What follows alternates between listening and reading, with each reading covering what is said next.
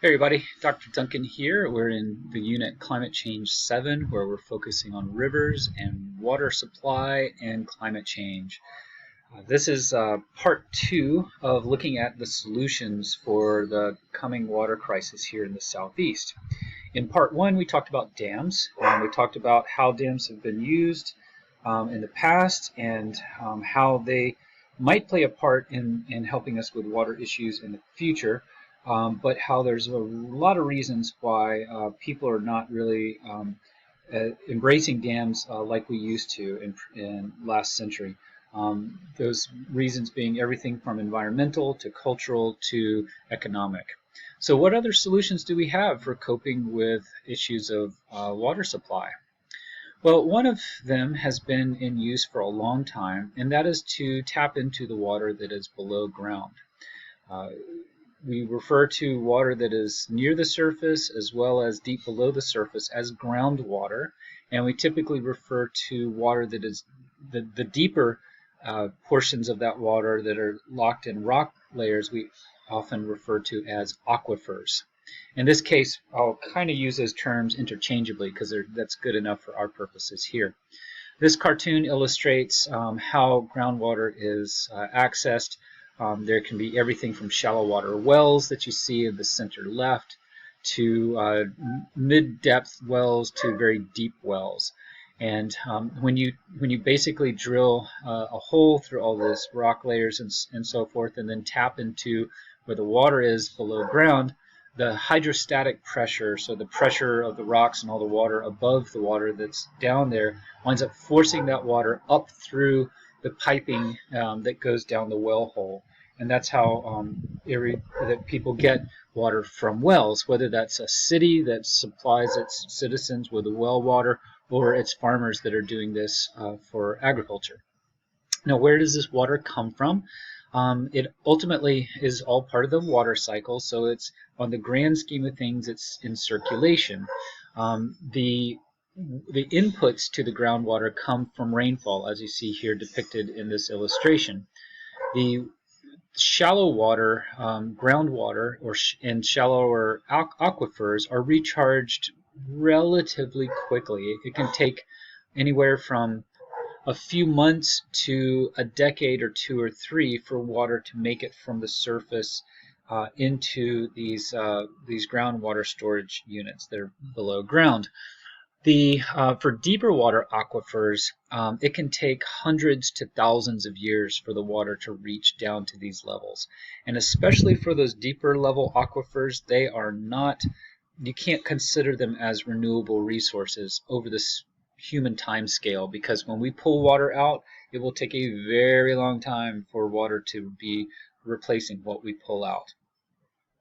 Okay, one more thing I want to point out before I move on is that groundwater, as a in this illustration, how it looks like that there's these underground caverns that are filled with water. It's actually nothing like that at all. We're talking about here is that you've got rock layers deep below the surface, and those rock layers have cracks in them and fissures in them, and in all those little cracks and crevices, and sometimes the pore spaces between like grains that are in the rock, that's where the water is. And so it's not like you've got this underground ocean that's down there as it kind of looks like in this cartoon. That's what I thought it was for a long time until I finally read up on it. I was like, oh, okay. So currently, groundwater and aquifer supplies provide about a quarter to half of the public water supply and irrigation needs here in the southeast. So they're already a very significant portion of our water supply. This is mostly in the coastal plain of the region. So this is the part outside of the uplands. This is the section of the southeast that is ancient ocean seafloor, that are sediments that never were buried underneath the ocean long enough to become rock.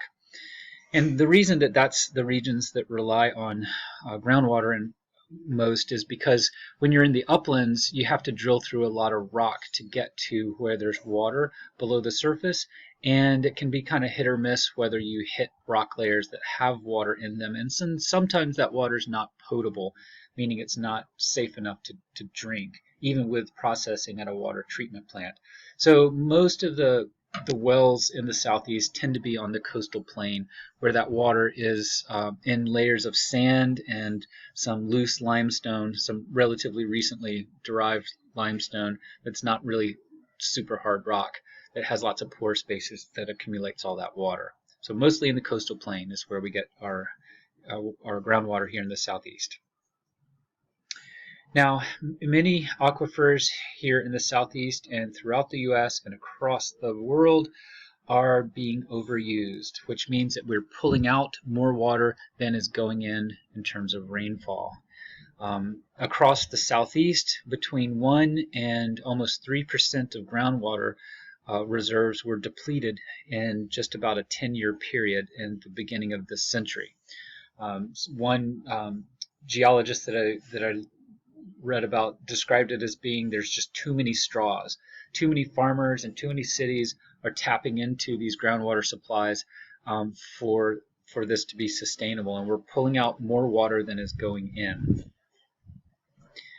In some areas of the southeast, groundwater levels have dropped many dozens of feet, and in some places it's been so extreme that it has created land subsidence. So basically, you can imagine that as you pull water out from rock layers and sand layers, especially sand layers on the coastal plain, that without having that water in between the sand grains, once the water is removed, the sand grains kind of collapse on each other and compress, and that causes slumping at the surface of the earth up above. And along and this is mind blowing, along the east coast, the southeastern Atlantic coast of the U.S., so much groundwater has been pumped out that the land is sinking so fast that it's actually contributing to sea level rise, relative sea level rise. So the land is sinking at the same time the oceans are rising because of the reasons we talked about in a previous unit.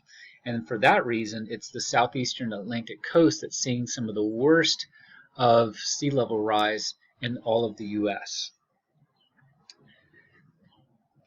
So as we look ahead to the future, even though we're getting more rain in the region already, and we're projected to continue to see more rain in the region, because of evapotranspiration, which you learned about in the unit Climate Change 6, because of evapotranspiration, we're going to continue to see that if we keep going the way we're going to continue to pull out more water from groundwater than is being replaced. And that means that our use of groundwater in many regions of the southeast is unsustainable.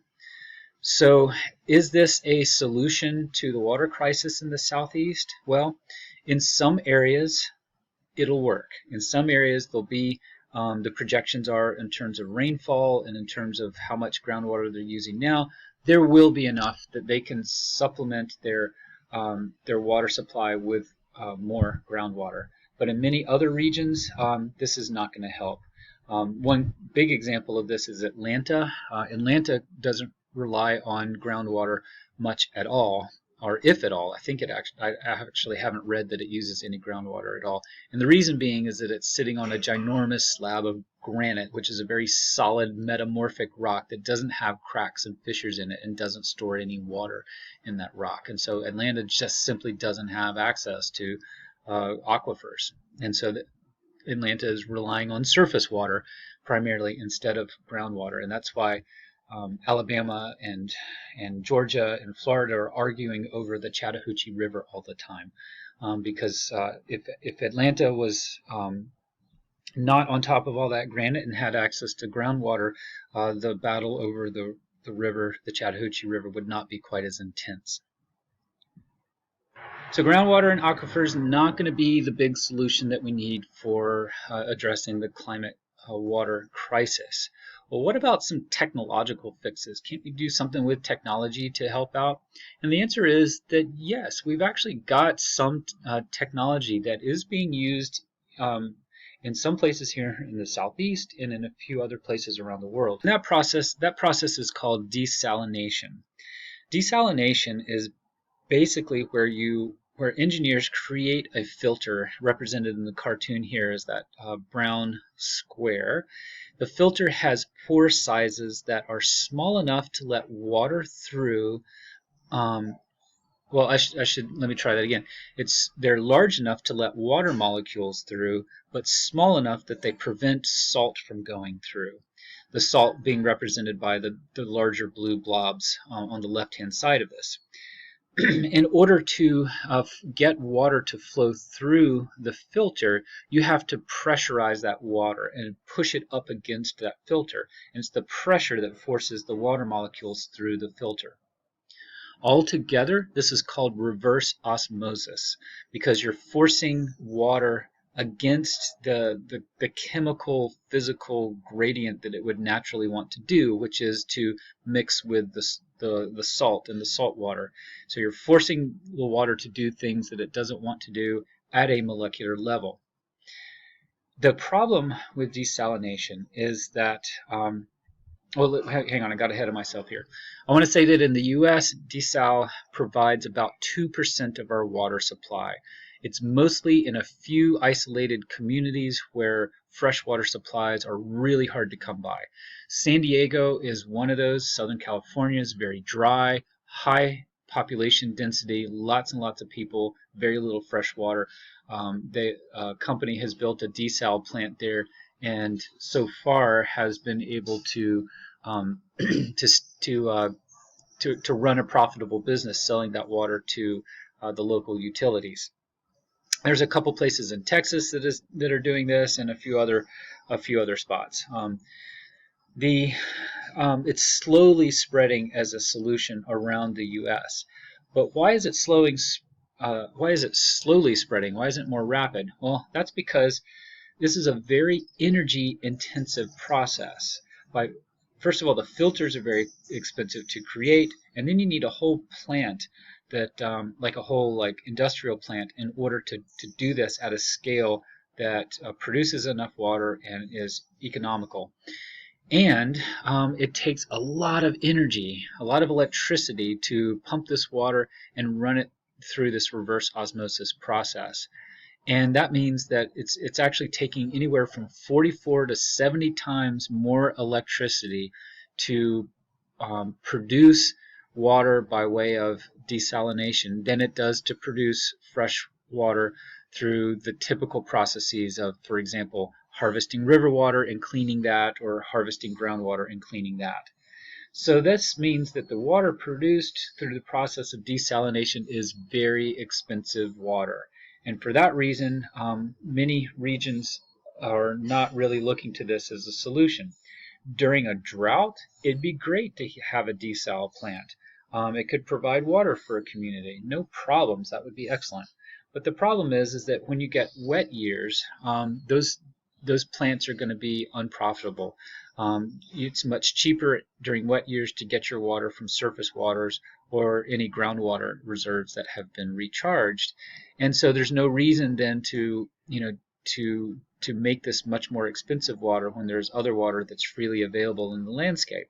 And for that reason, in terms of operating as a business, desalination has not really worked for most of the communities. In fact, there's many places around the world and here in the U.S. where desal plants have been established and then closed after a few years because they were built during a period of drought, and then the drought ends and they're not profitable anymore. So, is desalination going to be our solution that we need to help us through the water crisis? It doesn't look like it, not unless things get really bad here in the Southeast. So what's left? If dams are not such a great solution, and desal is not such a great solution, and we're already sort of overusing our groundwater supplies, is there anything left? Yes. And here's where we have some good news.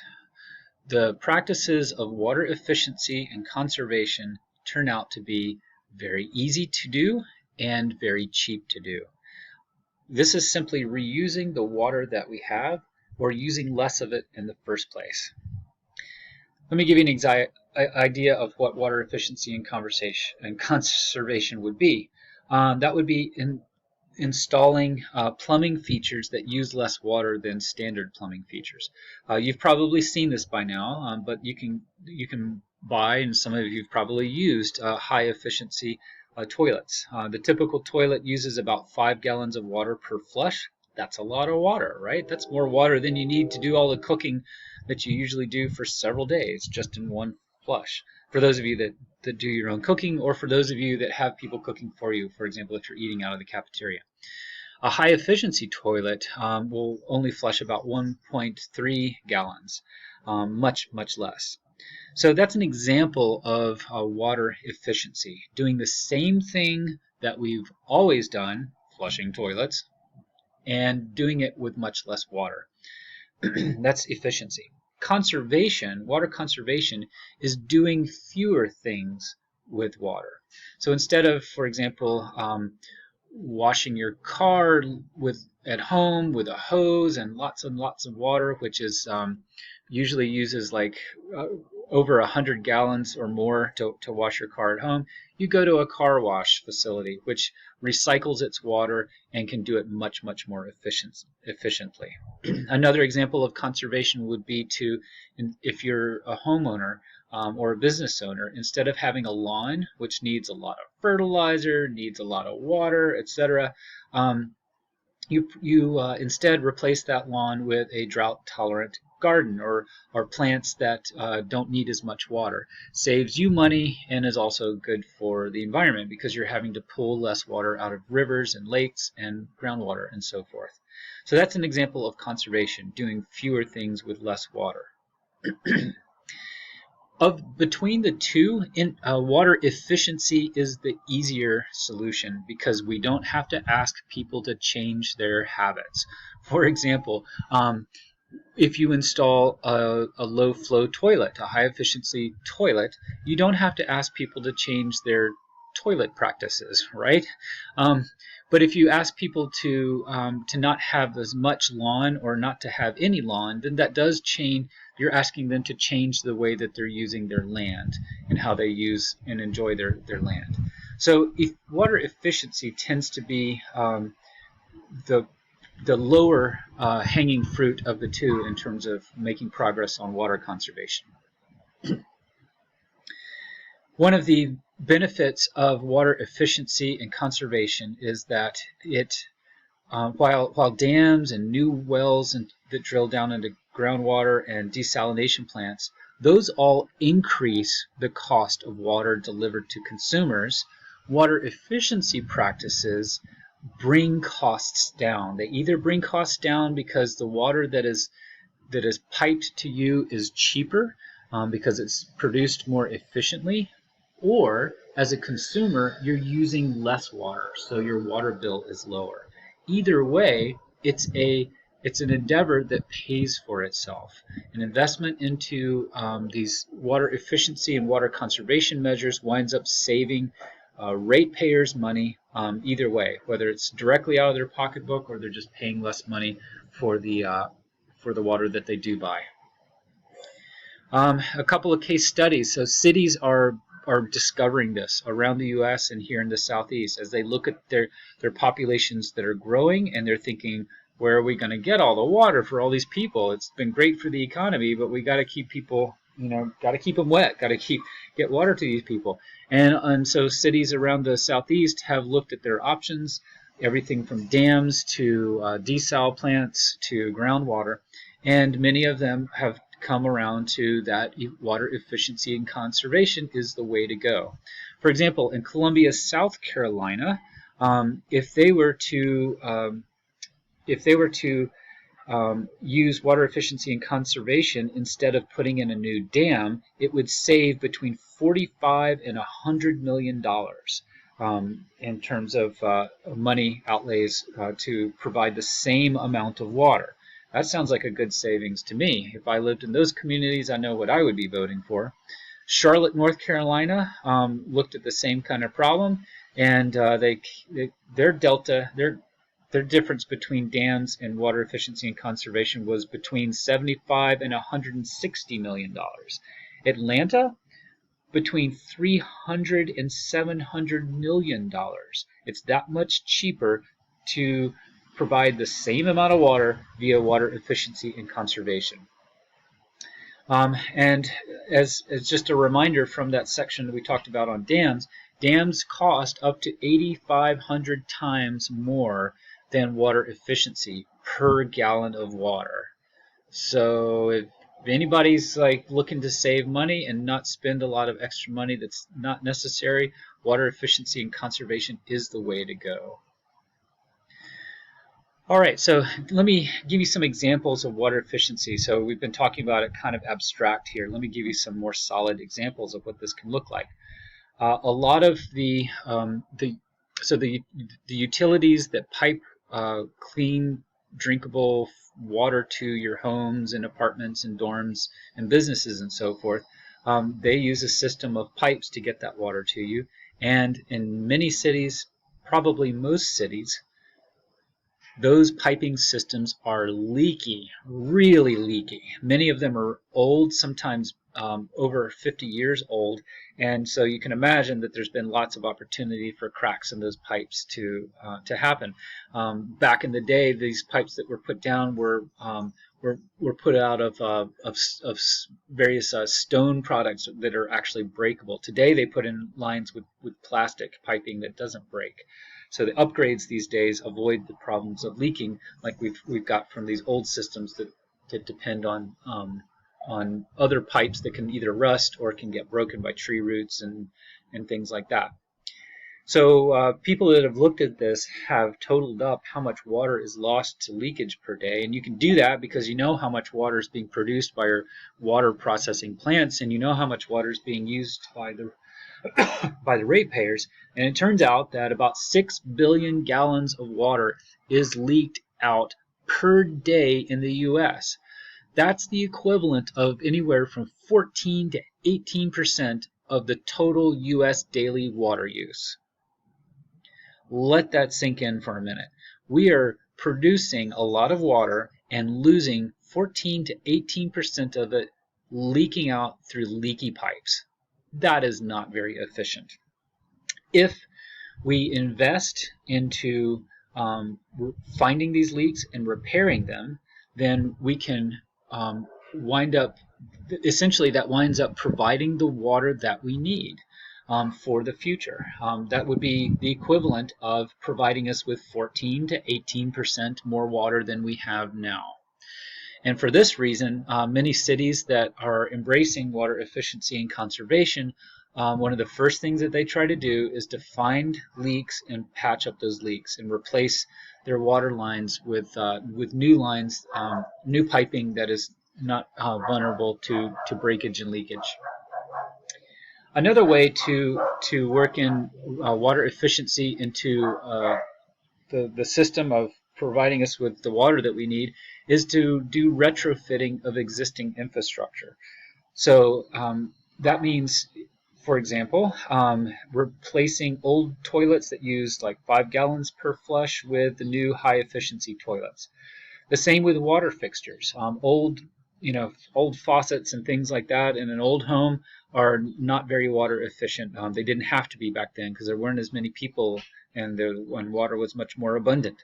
But new fixtures can give you the same amount of water pressure and all the things that you need for water, but using much less water in the process.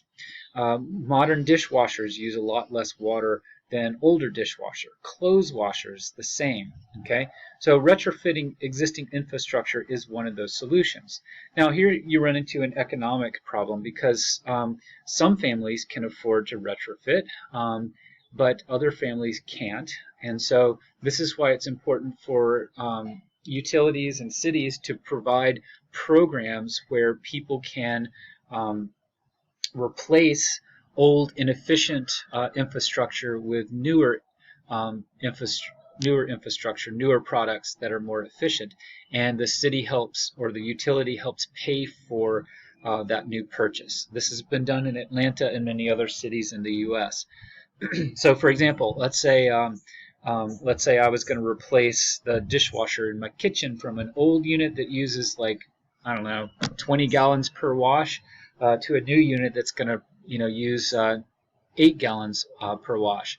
Then I would present my receipt for buying the new dishwasher to the utility office, and they would cut me a check that would help pay for part of the new purchase. So that's how that works. And this way you're incentivizing people to make that upgrade, because they not only use less water in their homes, but they're using a newer product that has all the bells and whistles that new products have usually. And so it's a win-win situation. Another way that cities can embrace all this is to develop new and better building codes that require water-efficient plumbing and appliances. We talked about building codes when we were talking about sea level rise, so that new structures that are built are going to be efficient because that's required by law, and that's another effective way to make sure that a community embraces water efficiency. What I want you to do next is watch this video about some ways that you can save water around the home. There's, I think, about 10 of them featured in this video. This is just a sampling of the many different things that you can do to save water around the house.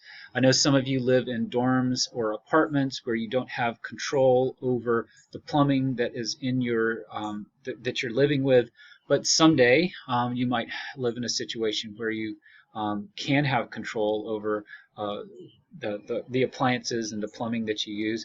And there's also tips in this video and other websites that you can visit that talk about just personal use habits, where you can reduce how much water that you use personally. And while we saw in one of the videos that you watched for the previous unit that the major problems with water availability are with agriculture and industry, it's still important to practice on the individual level, because that's not just part of minimizing our own impact, but it also signals to others that haven't become aware of these issues that there are issues about water availability, and essentially word spreads, and this becomes part of what people simply do. Alright, so go ahead and pause this video lecture and watch this video, and then restart the video lecture when you're done. Okay, welcome back. I want to feature just a couple more things before we wrap this up. Lawn watering. Lawns are pretty popular here in the southeast, as well as other areas in the eastern part of the U.S. Lawns, however, use a tremendous amount of water, especially in the summer when it's hot and water evaporates quickly, even if it's rained, and that's when lawns can die if you do not water them. The problem is that lawn watering is a very inefficient use of water, and it uses a lot of water as a consequence. 30% of household water use in the southeast is for outdoor watering, and that's primarily associated with watering lawns. Fortunately, it's beginning to catch on to landscape your yards with less lawn or eliminate the lawns altogether. As you see in the bottom picture, you can do this in ways that are very aesthetically pleasing, and you can have a great variety of plants that you can plant instead of lawn, and with mulching and other practices you can reduce your impact on your local environment in terms of not as much water will have to get pulled out of a lake or groundwater or a river in order for you to water your lawn, and that's better for the local economy, that's better for the local ecology as well. All right, Atlanta, this is my last example for you. Atlanta, as I've mentioned a couple times now, has been struggling with getting enough water. This became really a big acute problem in the latter decades of this past century, when Atlanta grew in size tremendously. Between 1980 and 2000, the population in the area surged from 2.3 to over 4 million people. It's a pretty big increase over a short period of time. That's a lot of people that need their water. And so facing this and knowing that Atlanta, as they did, not have lots of access to surface water and pretty much zero access to groundwater, they started practicing water efficiency and conservation. And between the period of 2001 and 2015, the city continued to grow, and over that time, 1 million people moved to the Atlanta metro area, and yet at the same time that all those people moved in, the water district saw a 10% decline in water use per capita. Oh, no, 10% decline in total water use and a 30% decline in per capita water use. All that to say that water efficiency and conservation works, and it's worked really well for Atlanta. In fact, they are one of the national role models for how cities can use water efficiency and conservation to minimize their water use. The ways that they did it, it's all those things that we talked about before. They found and fixed leaks. They offered appliance rebates. They had car washes start recycling their water. They had conservation pricing, which is where for the first few hundred gallons of water you use per month, you just pay the basic rate. But above that, when you're using excessive rates, you have to pay a little bit more. They've also done things like encouraging people not to have lawns and instead have less thirsty plants in their yards. Okay, so let's wrap it up here. The Southeast is facing water shortages in the near future. In some areas of the Southeast, we're already seeing water shortages. This is a problem for people in terms of our culture and our economy, and it's certainly a problem for biodiversity as well. The more water people are using, the less water wildlife has. So, what are we going to do about it? Well, we looked at dams, and they are not the best solution for a whole long list of reasons, although in some communities I'm sure they're still going to decide to go with dams, and in some cases that might actually be the best solution. But increasingly it's not. Other solutions, tapping into more groundwater, again, that'll work for some communities, especially those in the rainier regions that are seeing increases in like heavy increases in rainfall. But it's not going to be a solution for much of the Southeast, and won't be really a solution for anywhere above the fall line in the uplands of the region. It's mostly going to be something that'll work on the coastal plain. Desalination, don't see any huge increase in that in the near future because of the economics. It's just too expensive to do. So really, our best solution is water efficiency and conservation. And the good news here is that we already know how to do these things and do them well, and they're very cost effective. They essentially, adopting those practices pays for itself. So it's a win-win for people and for the environment. Okay, that's a wrap.